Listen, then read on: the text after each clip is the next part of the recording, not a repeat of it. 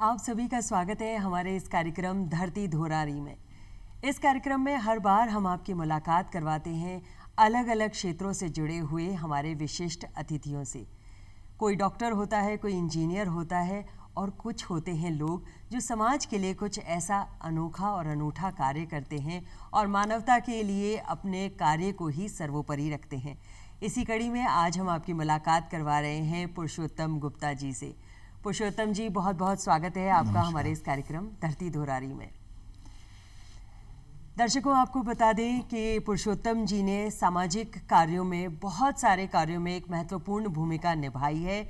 चाहे वो आश्रय स्थल हो, विवाह करवाना हो निःशुल्क बेटियों का, मेडिकल कैंप हो, ऐसी बहुत सारे कार्य हैं जो आपने, पुनीत कार्य हैं जो आपने किए हैं।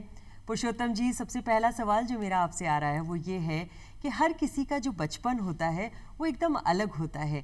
घर का पारिवारिक माहौल ही आने वाले व्यक्तित्व में एक बहुत महत्वपूर्ण भूमिका निभाता है। आपका बचपन कैसा रहा? सोनल जी, एक सर्वप्रथम मैं दूरदर्शन टीम को बहुत बहुत धन्यवाद देना चाहूँगा कि हमको यहाँ आज बुलाया और हमारे बारे में लोगों को जानकारी प्राप्त हो, जो हम कार्य कर रहे हैं उसके बारे में लोगों को जानकारी हो, तो बहुत बहुत धन्यवाद आपको। मेरा बचपन ज़्यादा जब से मुझे ध्यान है तब से हमारा कोई, हम गांव के पृष्ठभूमि थी, हमारे गांव से आए थे मेरे पिताजी, यहाँ सर्विस करते थे प्राइवेट, फिर बिजनेस करते थे, पर कोई ज़्यादा शिक्षा के प्रति भी हमारे ज़्यादा कोई जागरूकता नहीं थी। तो हम खुद ही निर्णय लेते थे कि पढ़ना है, कहाँ कौन से स्कूल में जाना है, क्या करना है। तो बचपन में ज़रूर एक बार उन्होंने स्कूल में भर्ती करा दिया, उसके बाद में फिर हम स्वयं ही निर्णय लेते थे कौन से स्कूल में जाना है, क्या है। तो पढ़ाई में लगभग सामान्य थे, मतलब ऐसा नहीं था कि बहुत ज़्यादा इंटेलिजेंट हो। और पढ़े 8th तक तो हम बिल्कुल सही चल रहे थे। उसके बाद में एक मोड़ आया कि आप साइंस लेना चाहते हैं, कॉमर्स लेना चाहते हैं। तो मेरे दिमाग में थी मैं डॉक्टर बनूं, तो मैंने साइंस को प्रेफर किया। तो साइंस बायोलॉजी उस समय होती, तो उस समय पूरे बच्चों का सबका टेस्ट होता था। उसके बाद साइंस बायोलॉजी में एडमिशन मिलता था 9th क्लास में। तो टेस्ट में हम पास हुए और मुझे फिर माणक चौक स्कूल, जो यहाँ की प्रतिष्ठित स्कूल थी जयपुर की, उसमें मेरे को एडमिशन मिला। स्कूलिंग में फिर मैं थोड़ा छात्र राजनीति में आया और वहाँ पर माणक चौक स्कूल में अच्छी मतलब लोगों के जो बचपन था मेरा, जो मेरे हम उम्र थे, उनमें मेरा अच्छे रिकॉग्निशन थी। बहुत काफ़ी लोग मेरे को, फिर मैंने प्रधानमंत्री पद का चुनाव लड़ा और वो बनने के बाद में मैंने पढ़ाई का निरंतर जारी रखी पढ़ाई। और जब चुनाव हुए तब कुछ मैं थोड़ा सा ये बताना चाहूँगा कि रिजल्ट में कुछ है, थोड़ा सा वो गड़बड़ हो गया था। तो मैंने कुछ प्रोटेस्ट किया, तो उससे कुछ लोग नाराज़ भी, कुछ भी।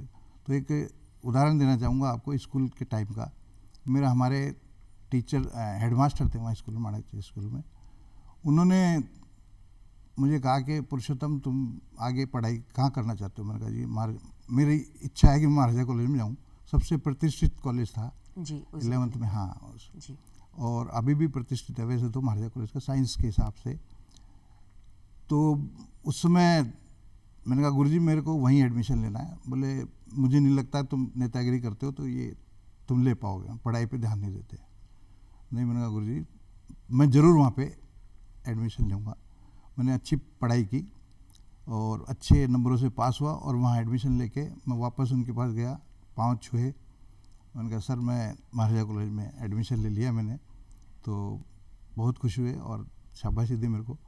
तो बचपन में जो स्कूलिंग थी वो बहुत अच्छी रही मेरी, और तब से मैं थोड़ा समाज के प्रति जागरूक, मेरे दिमाग में आया कि अपन कुछ करें, समाज के लिए कुछ करना चाहिए जी। उसके बाद आपने राजस्थान विश्वविद्यालय में बहुत सालों तक, लगभग 24 वर्ष तक आपने वहाँ पर सेवाएं दी। वो जो अनुभव था वो कैसा रहा? देखिए क्या हुआ कि जैसे फाइनेंशियली बहुत अच्छे स्ट्रांग नहीं थे हम लोग। तो क्या हुआ कि एक बार ऐसा स्थिति आ गई कि घर वालों ने कहा बेटा कुछ नौकरी वगैरह कुछ कर लो। तो मैं महाराजा कॉलेज में पढ़ता था फर्स्ट ईयर में। तो उस समय मेरे को थोड़ा लगा कि अपने को कुछ काम करना चाहिए, क्योंकि परिस्थिति ठीक नहीं थी फाइनेंशियल पोजीशन जी। तो छात्र राजनीति में था मैं। तो उससे क्या हुआ कि मेरी जो वाइस चांसलर है या रजिस्ट्रार हैं यूनिवर्सिटी के, उनसे मेरी सीधी जानकारी थी। मैं तो उनसे मिलने जाते रहते थे, करने मतलब मिलने जब भी कोई मौका पड़ता था उनके पास जाते रहते थे। कुछ हमारी डिमांड्स रहती थी, कुछ वो इस तरीके से मैं मिलता रहता था उनसे जी। तो फिर क्या हुआ कि एग्ज़ाम टाइम पे मेरे को बीमारी हो गई कोई, तो मैं एग्ज़ाम नहीं दे पाया फर्स्ट ईयर का। उसी समय थोड़े टाइम बाद में मैं, जब हम कहीं छात्र घूमते रहते हैं उस समय, तो रजिस्ट्रार साहब जो थे उस समय, उनकी मिसेज की तबीयत थोड़ी ख़राब थी। तो हम क्या फेमिलियर रिलेशन थे उनसे, हर एक से, मतलब जो रजिस्ट्रार थे वाइस चांसलर से खूब मिलते रहते थे, वो भी अच्छा हमको सम्मान देते थे। तो मिलने गए थे तो उन्होंने कहा कि बेटा कोई अगर किसी को जॉब की ज़रूरत हो तो मेरे को बता देना। तो मैंने कहा गुरुजी मेरे को ही आवश्यकता है। तो मेरी जॉब लग गई उस समय। उन्होंने कहा ठीक है कल आ जाना, और दूसरे दिन मेरे को जॉब मिल गई। फिर मेरी सर्विस का काम इस तरीके से मेरी नौकरी। 80 के दशक की बात कर रहे हैं ये या है 90 नहीं, के दशक? हाँ मतलब 74 की बात है। 74 में महाराजा कॉलेज में था। तो जब मैंने एग्ज़ाम नहीं दिया उसके बाद में फिर थोड़ा ठीक हुआ तो मिलने गया उनके हॉस्पिटल में, SMS में, कॉटेज वार्ड में थे, तो उनसे मिलने गया था। तो ये एक मेरे शुरुआत थी नौकरी करने की। हाँ, ऐसे मेरी सर्विस लगी। फिर मैंने, जो उन्होंने विश्वास जताया मेरे ऊपर रजिस्ट्रार साहब ने कि आपको, मेरे को तुरंत अपॉइंटमेंट दे दिया। बहुत अच्छी सर्विस की मैंने वहाँ पर विभिन्न सेक्शन में। और आप देखिए कि 24 साल की पीरियड में, और मैं और भी बिजनेस करता रहा साइड में। छोटे भाई, हम 5 भाई हैं, तो भाइयों को सेट करता रहा, भाई तू ये बिजनेस कर, तू ये बिजनेस कर। और हम एक अच्छी फाइनेंशियल स्थिति में आ गए। तब मैंने 1998 में 1998 में मैंने वॉलंटरी वो ले लिया, रिटायरमेंट जी। इस बीच में मेरा क्या हुआ कि बिजनेस के प्रति थोड़ा सा लगाव था जी। तो यूनिवर्सिटी से परमिशन लेके 1 साल की मैंने छुट्टी ली विदाउट पे, और मैं इंग्लैंड और जर्मनी वहाँ पर व्यापार के लिए गया। कुछ मैंने वहाँ सेटिंग भी थी, पर वो कई बार होता है ना, लक में नहीं होता जी कि आप वो काम कर पाओगे। मेरे यही था कि भाई आप तो इस सर्विस में रहोगे, बिजनेस नहीं कर पाओगे। तो वो बैठा नहीं मामला, और मैं वापस यहीं लोकल बिजनेस जो था उसी में भाइयों को गाइड करता रहा, और वो चलता रहा। फिर जब फाइनेंशियल स्थिति अच्छी हो गई, तब मैंने 1998 में मेरी नौकरी छोड़ दी। जी। तो आपकी नौकरी के बारे में आपने बताया, आपने शुरुआत से बताया कि आप बहुत ही व्यवहार कुशल रहे हैं, चाहे वो विद्यालय रहा, चाहे वो महाविद्यालय रहा, या फिर राजस्थान विश्वविद्यालय में जो आपका इतना लंबा कार्यकाल रहा। आपने कहा कि आपने वॉलंटरी रिटायरमेंट ले लिया, तो उसके बाद जो आपका बिजनेस में, व्यापार की तरफ आप मुड़े, वो अनुभव कैसा था? देखिए, व्यापार, फिर मैं जो सर्विस छोड़ी वो इसीलिए छोड़ी कि हमारे व्यापार हैंडीक्राफ्ट्स का, माइंस का, ज्वेलरी का 5 भाई हैं, तो 5 भाइयों के अलग अलग हो गए। मैं शेयर मार्केट में मेरा इंटरेस्ट था, तो मैं शेयर की स्टॉक एक्सचेंज की मेंबरशिप ली और फिर मैं उसमें लग गया, और बाकी भाई लोग अपने अपने वो लगे। तो एक मतलब अपना एक अलग रास्ता मैंने बना लिया। साथ साथ मैं समाज सेवा भी करता रहा जी। समाज सेवा करता रहा, तो अब क्या होता है कि परिवार यदि साथ नहीं हो तो आप समाज सेवा नहीं कर सकते जी। तो इसमें मेरे पत्नी, उनका बहुत बड़ा योगदान रहा।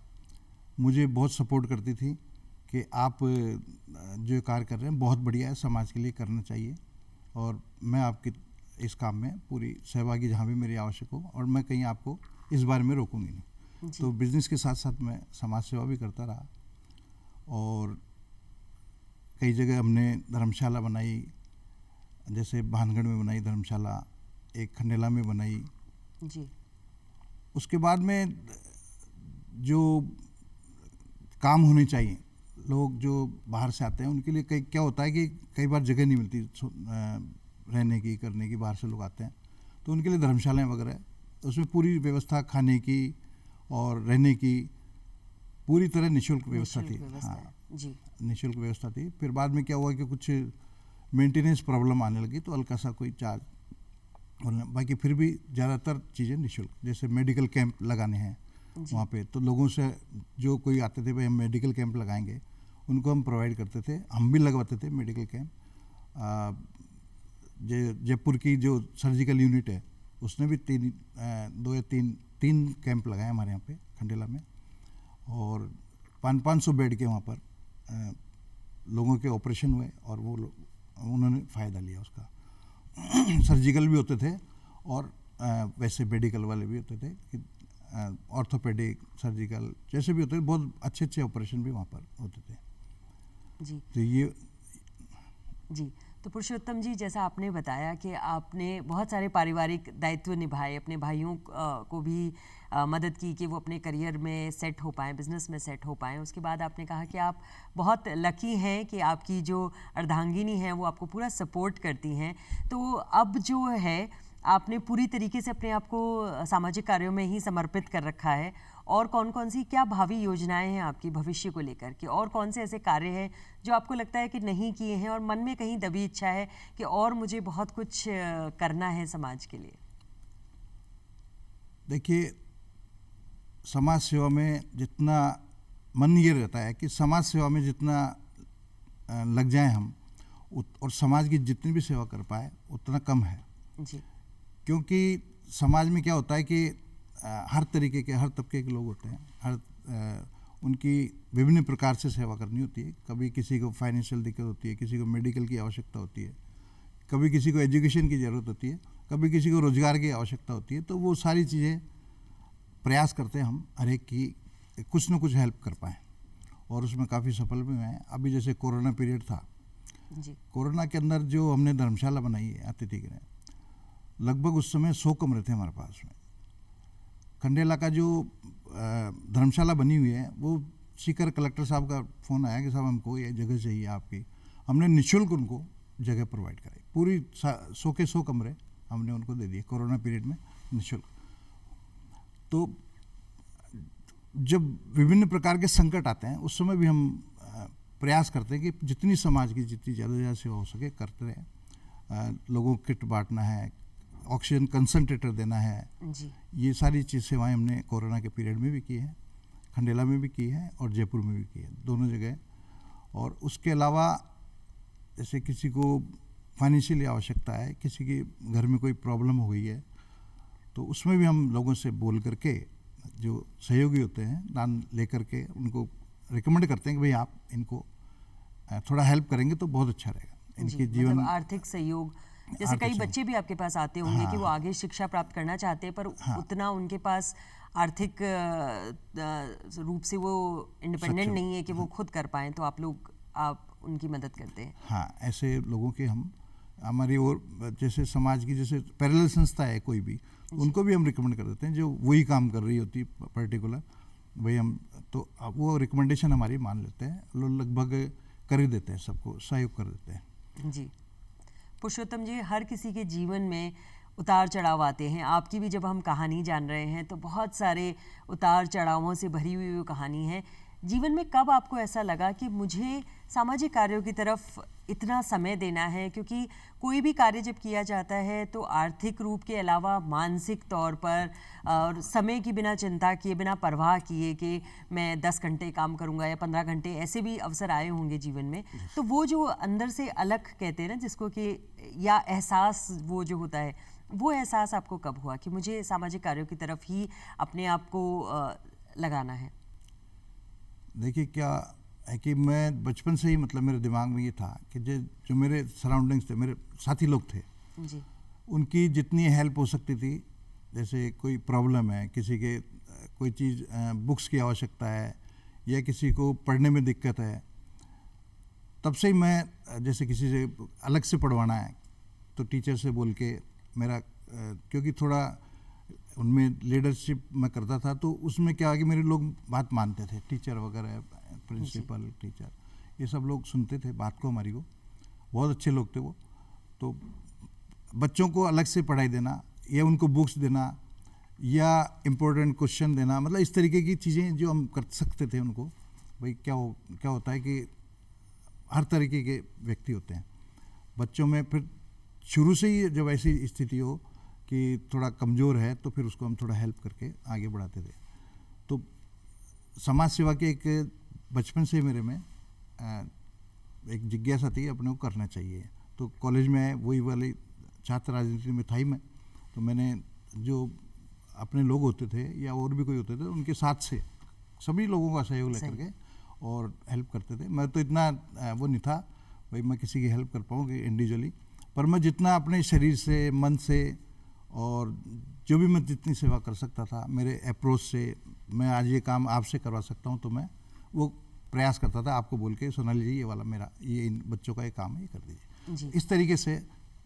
तो फिर क्या हुआ कि पूरे पहले छोटा क्षेत्र था, फिर आगे बढ़ा तो विश्वविद्यालय से रिजाइन किया, उसके मतलब ये वॉलंटरी रिटायरमेंट लिया। उसके बाद में फिर थोड़ा ज़्यादा क्षेत्र बढ़ गया, तब मेरे को दिमाग में यह आया कि अपने को ये सामाजिक जो काम है, जैसे मेडिकल वाले कैंप है या एजुकेशन के लिए कोई अलग से क्लासें लगवानी है या कोई जैसे जॉब के लिए किसी को अपने को रिकमेंड करना है, तो वो मैं प्रयास करता था अपने जहाँ भी कहीं जानकार हैं उनसे किसी को जॉब लगवाना, किसी को पढ़ाई के लिए हेल्प करना, या जैसे ये अतिथि गृह वगैरह बनाए, लोगों का पूरा सहयोग मिला। और आप ये मानिए कि सहयोग देने वालों की कमी नहीं है, सहयोग करने वालों की कमी नहीं है, आगे बढ़ने का जज्बा होना चाहिए आप में, कोई प्लानिंग होनी चाहिए। तो वो प्लानिंग भगवान ने, ईश्वर की कृपा है कि वो प्लानिंग करने की क्षमता मुझे दी, वो उन्हीं की क्षमता है, वो मैं व्यक्तिगत तो कुछ नहीं कर सकता, लेकिन जब ऊपर वाले की कृपा होती है तो सारा काम वही करवाता है जी। तो जो भी हमने काम किए उसमें लोगों का भरपूर सहयोग मिला और आज भी मिल रहा है, और ईश्वर की कृपा रही तो आगे भी मिलेगा। पुरुषोत्तम जी, आपने जब जिक्र किया विद्यालय का, तो किताबों का, पुस्तकों का भी मुझे लगता है कि आपने सहयोग दिया होगा बहुत सारे विद्यालयों को, या कोई लाइब्रेरी का निर्माण जिससे शिक्षा का और ज़्यादा प्रचार प्रसार हो सके विद्यार्थियों को जो कि इतने सामर्थ्यवान नहीं हैं। इस तरह के भी बहुत सारे सामाजिक कार्य आपने किए हैं। हाँ बिल्कुल किए हैं। बुक बैंक वगैरह होती है, हमने स्थापित की, बुक्स वगैरह भी दी लोगों को जी। उसके अलावा हमने शिक्षा के क्षेत्र में वेद विद्यालय भी बनाया। वेद विद्यालय जो बच्चे हैं उनको हम निःशुल्क पढ़ाई करते हैं, पढ़वाते हैं। उनकी ड्रेस है, उनका खाने पीने का है, नाश्ते से लेके ऊपर रात्रि को निवास की व्यवस्था है, उनके स्कूल की फ़ीस है, स्कूल की बुक्स है, यहाँ तक कि रूल पेंसिल तक भी हम उनको प्रोवाइड करते हैं, बिल्कुल निःशुल्क उनको पढ़ाई करवाते हैं। और ये अभी विद्यालय चल रहा है खंडेला में, और आशा है कि हम इसको और बढ़ाएंगे। और ये शिक्षा के क्षेत्र में हम थोड़ा सा रोजगारोन्मुखी जो है शिक्षा वो हम और चालू करना चाहते हैं। एक मेडिकल कॉलेज, एक नर्सिंग कॉलेज, एक हॉस्पिटल 300 बेड का, ये हमारा एक समाज सेवा बनाने का प्लान है आगे जी। सामाजिक कार्यों की तो बहुत सारी बातें हुई हैं, आपने अपने कार्यों का उल्लेख किया है, इतना पुनीत कार्य आप कर रहे हैं। आपसे जानना चाहेंगे कि निजी जीवन में जब भी आपको समय मिलता है, आपका बहुत ही व्यस्त सा शेड्यूल है, फिर भी हर इंसान को कोई ऐसी चीज़ पसंद होती है जिसको करने से उसे कहीं ना कहीं एक सेटिस्फैक्शन मिलता है या आनंद की अनुभूति होती है। ऐसे कौन से अलग एक्स्ट्रा करिकुलर एक्टिविटीज़ हैं जो आपने अपने बचपन में की हैं या अभी भी जब भी समय मिलता है तो आप उन्हें करते हैं? देखिए, मुझे क्या है कि पढ़ने का और थोड़ा गुनगुनाने का शौक़ है जी। तो मैं को मौका मिलता है तो मैं कुछ बुक्स वगैरह पढ़ता हूँ अच्छे राइटर्स की, कभी महाभारत या ये रामायण वगैरह पढ़ता हूँ। इसके अलावा कभी जैसे मित्र मंडली है, बैठ गई है ना, हमारे विश्वविद्यालय की मित्र मंडली है और समाज के लोगों की मित्र मंडली है, अलग अलग, मतलब मेरे 2-3 मित्र मंडली है। तो उनमें क्या होता है कि कुछ जो पुराने साथी होते हैं, बचपन के साथी हैं, और उनके बीच में बैठ करके और कुछ गुनगुना भी लेते हैं, कुछ जैसे मैसेज के मेरी श्रीमती जी के साथ या हमारे परिवार के साथ वहाँ भी बैठ के कुछ कर लेते हैं। जब तो ऐसा गुनगुनाने की बात की है तो ये सुनहरा अवसर हम जाने नहीं देंगे, आपसे अनुरोध करेंगे कि आप हमारे दर्शकों के लिए भी कोई 2 लाइनें गुनगुना दें, और ख़ासकर अगर लोकगीत कोई हो जो आप गाते हो, अगर आप डेडिकेट करना चाहते हैं उसे अपनी धर्मपत्नी के लिए। बॉलीवुड का गाना भी हो सकता है, लोकगीत भी हो सकता है, आप अपनी कोई ऐसा गीत जो आप गुनगुनाना चाहें। ज़्यादातर मैं जो क्या होता है कि बचपन में एक भजन है वो गाया करता था मैं जी। मैया कर दे मेरो ब्याह मंगाई दे दुल्हन छोटी सी गोरी गुनवारी होए बोरी सी बिचारी होए, इस तरीका ये क्या ना। तो उसके बाद में फिर क्या बॉलीवुड में थोड़ा सा आया तो वो थोड़ा इन भजनों में कम इंटरेस्ट होता है लोगों को, जी। तो मैंने बॉलीवुड में एक गाना है वो थोड़ा सा मेरे को ज़्यादा पसंद है। तो हम चाहेंगे कि वो लोकगीत जिसका जिक्र अभी आपने किया, अगर वो थोड़ा सा गुनगुनाए हम सभी के लिए तो। राग तो मेरी ज़्यादा बढ़िया नहीं है, पर मैं प्रयास करूँगा कुछ सुनाने। जी। चांद सी महबूबा हो मेरी कब ऐसा मैंने सोचा था, हाँ तुम बिल्कुल वैसी हो जैसा मैंने सोचा था। ना रस में है ना कस में है, न शिकवे हैं ना वादे हैं, एक सूरत भोली भाली है, दो नैना सीधे सादे हैं, दो नैना सीधे सादे हैं। इस दुनिया में कौन है ऐसा जैसा मैंने सोचा था, हाँ तुम बिल्कुल वैसी हो जैसा मैंने सोचा था। बहुत अच्छा गुनगुनाया आपने। और परिवार की बात चल रही है, आपकी धर्मपत्नी का आपने बताया कि बहुत विशेष सहयोग रहा है, कि उन्होंने कभी भी आपको रोका नहीं, हमेशा मोटिवेट किया कि आप सामाजिक कार्यों की तरफ समय देते रहें। परिवार में और कौन कौन है, बच्चों के बारे में जानना चाहेंगे। परिवार में मेरे एक बिटिया है जी। और उसने भी मेरे को जब तक वो समझदार हुई उसके बाद में मुझे बहुत कोऑपरेट किया। मैं कहीं जाता था तो वास्तव में पापा आप बहुत ही अच्छा काम कर रहे हैं और मैं इससे मेरे को बहुत एनर्जी मिलती है आप जो काम कर रहे हैं। तो एक बिटिया है मेरे और उनकी अब शादी कर दी, दामाद है मेरे जी। बिटिया हर्षिता खंडेलवाल, वो प्रिंस खंडेलवाल, मिसेज का नाम है अंसा गुप्ता। तो क्या है कि एक जिम्मेदारी होती है, अपनी बिटिया है तो उसकी शादी टाइमली हो जाए, वो भगवान ईश्वर की कृपा से, सब ईश्वर का काम है, सब वो हो गया। अब मैं इस कोई ऐसा कोई जिम्मेदारी नहीं है कि जिससे तो सामाजिक काम और अच्छे तरीके से कर सकता हूँ। पहले भी करता था, दोनों का कोऑपरेशन रहता था, लेकिन अब मैं और मिसेज श्रीमती जी वो मेरा हाथ से हाथ बटाती है बिल्कुल। और ये भाग्यशाली हूँ इस मामले में कि मेरे को ऐसी पत्नी मिली है जिसने मेरे को बिल्कुल कंधे से कंधा मिला करके पूरा सहयोग किया है, मेरे काम में आगे बढ़ के हाथ दिया है, मतलब पीछे मेरे को कभी खींचने की कोशिश नहीं की, साथ दिया पूरा आगे बढ़ के। और ईश्वर से प्रार्थना करता हूँ वो स्वस्थ रहे हमेशा और मेरे को साथ मिलता रहे ऐसा, तो मैं आगे और काम करता रहूँ समाज के लिए। जी। बात परिवार की भी हुई, आपके सामाजिक कार्यों की हुई, भविष्य की क्या योजनाएं हैं? क्या कोई ऐसा सपना है या कोई ऐसा कार्य है जो आपको लगता है कि इस क्षेत्र में मैंने अभी तक सामाजिक कार्य नहीं किया है, वो करने की इच्छा है? देखिए, मेडिकल के क्षेत्र में मैं कुछ नहीं कर पाया अभी, ज़्यादातर केवल कैंप ही लगे हैं, ऐसा कुछ नहीं है। तो ज़्यादा मेरा क्षेत्र खंडेला में है जहाँ मैं काम करता हूँ, सामाजिक काम। तो वहाँ पर एक ये मेडिकल की फैसिलिटी की बहुत ज़्यादा कमी है। तो मेरी एक इच्छा है कि सबसे सहयोग लेके, पूरे समाज से सहयोग लेके, और एक हॉस्पिटल 300 बेड का, एक मेडिकल कॉलेज और एक नर्सिंग कॉलेज, जिससे क्या है कि वहाँ की व्यवस्था प्रॉपर चलती रहे। बच्चे जो उधर के पढ़ना चाहते हैं नर्सिंग कॉलेज में या मेडिकल कॉलेज में, उनको भी प्रॉपर जगह मिल जाए और हॉस्पिटल भी अच्छी तरह रन कर जाए। इसके लिए तीनों को बनाने की प्लान है हमारी, और इसके लिए ज़मीन भी ले रखी है, ज़मीन वहाँ पर है हमारे पास में। तो ईश्वर ने चाहा तो हम जल्दी से साल 6 महीने में हम इसको चालू कर देंगे। और इस क्षेत्र का जो काम मेरा रह गया, मेडिकल के क्षेत्र में कुछ नहीं कर पाया जी। तो मैं लोगों का सहयोग लेके, जो ईश्वर की कृपा से खूब मिल रहा है, और ईश्वर की कृपा रही तो आगे यही मिलता रहेगा सहयोग, और इस क्षेत्र में भी कुछ कर पाऊँगा। जी, मेडिकल के क्षेत्र की आपने की। आज के ज़माने में खेल कूद को लेकर भी सरकार भी बहुत ज़्यादा जोर दे रही है कि बच्चों को पढ़ाई के साथ साथ, शिक्षा के साथ साथ खेलों का महत्व जो है, प्रधानमंत्री जी का भी सपना है कि खेलों के क्षेत्र में भी हमारे देश की जो युवा पीढ़ी है वो आगे से आगे बढ़कर आए। तो क्या आप भी उस दिशा में कुछ सोच रहे हैं, कुछ करना चाहते हैं? हाँ बिल्कुल साहब। देखिए, जैसे वेद विद्यालय हमने बना रखा है, अभी वेद विद्यालय संचालित कर रहे हैं जी। विद्यार्थियों के लिए खेलने की पूरी व्यवस्था, बैडमिंटन है, वॉलीबॉल है,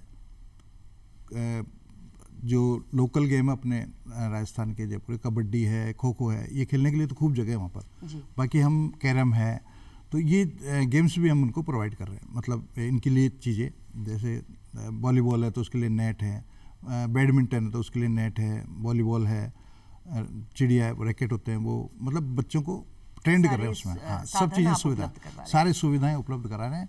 और वो छोटे बच्चे भी थोड़े 11-12 साल से लेके और 17-18 साल तक के बच्चे हैं, तो उनको हम जैसे झूले हैं या फिसल पट्टी है, ऐसे गेम्स वो भी लगा रखे हैं जिससे उनका मन लगा रहे। ये है, या अतिथि गृह में जो लोग आते हैं, उनके बच्चे आते हैं साथ में, तो उनका मन भी लगा रहे। पर ये जो बैडमिंटन, कैरम और ये वॉलीबॉल वगैरह जो हम करवाते हैं, वो निश्चित रूप से थोड़े टाइम बाद में हम हमारी टीम भी वहाँ पर भेजने लग जाएंगे, जो टूर्नामेंट्स होते हैं इनमें भेजने लग जाएंगे। तो ईश्वर ने चाहा तो वो भी थोड़े बच्चे आगे बढ़ेंगे और देश का नाम रोशन करेंगे। जी, पुरुषोत्तम जी, आपसे इतनी सारी बातें हुई हैं, आपकी जीवन यात्रा के उतार चढ़ावों को लेकर, आपके सामाजिक कार्यों को लेकर। चलते चलते क्या एक ऐसा ख़ास संदेश है जो आप समाज को या ख़ासकर युवा पीढ़ी को आप देना चाहते हैं इस कार्यक्रम के माध्यम से? देखिए, सामाजिक बंधुओं से तो निवेदन है कि कोई अगर सामाजिक कार्य करता है तो उसमें दिल खोल करके दान दें उनको, और उनका उत्साह बढ़ाए। सामाजिक लोग जो कार्य करता है उनका। युवा पीढ़ी एक, आज का समय परिवर्तनशील है बहुत ज़्यादा, पहले में और अब में, हमारे समय में और आज में। आज का युवा बिल्कुल प्रैक्टिकल हो गया है, थोड़ा उसमें स्वार्थ भी ज़्यादा भर गया है। हम अपने अलावा, अपनी तो सोचें हम, पर समाज की भी सोचें। ये मेरे युवा पीढ़ी की संदेश है कि हम अपने साथ में अपने से जो जिनको सहायता की आवश्यकता है उनको हम जरूर सहयोग करें, और प्रयास करें कि अपने समाज में अधिक से अधिक लोग एक स्टैंडर्ड लेवल के हों, जिससे उनको कभी न गरीबी देखी हो, न कोई बेरोजगार रहे, और न कोई समाज सेवा में कोई लगाओ, उसको निरुत्साहित होना पड़े। जी। तो उनकी भी वो करते रहें। हमारी टीम की भी बहुत सारी शुभकामनाएं आपके साथ हैं कि ये पुनीत कार्य आप यूं ही करते रहें। पुरुषोत्तम गुप्ता जी, आपने समय निकाला, आप हमारे साथ इस कार्यक्रम में आए, इतनी सारी बातें आपने की, कार्यक्रम में आने के लिए आपका बहुत आपका भी बहुत बहुत आभार, बहुत बहुत धन्यवाद। तो दर्शकों, अभी आपने देखा कि कैसे मानवता के प्रति, समाज सेवा के प्रति इतना सारा कार्य पुरुषोत्तम जी कर रहे हैं। ऐसे ही धरती दोहरारी कार्यक्रम में हम आपकी मुलाकात आने वाली कड़ियों में भी करवाते रहेंगे, इसी वादे के साथ कि जल्द ही होगी आपसे फिर मुलाकात। नमस्कार।